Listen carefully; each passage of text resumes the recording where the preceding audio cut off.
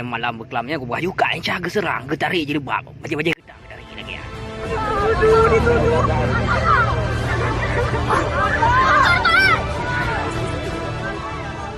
Jadi pas malam berkelamnya di kadar pun cukup emosi lagi. Ini mana orang tak bergabak kat encah kadar lebih kat damai mentang lagi an. Tahui pak kecil lagi an kiban. Ike aku mau aku tem damai pokoknya cik kumai aku tuntut je royo kai kolon dek kai kolon. Rahmat kan dengar dia. Dok ke beleng emosi. Masalahnya dia tak selesai dengan tak dua rapat ini. Menghanasi tahui ke kepala desa langian papa mukim langian tuha pemuda langian. Dua kena baik tarik urinong lagi barangan. Dua ke bisa tuntut dengan dia tak selesaikan masalahnya dengan Aku mau kenya ini aku punya pegang pelakor lagi yang aku tem.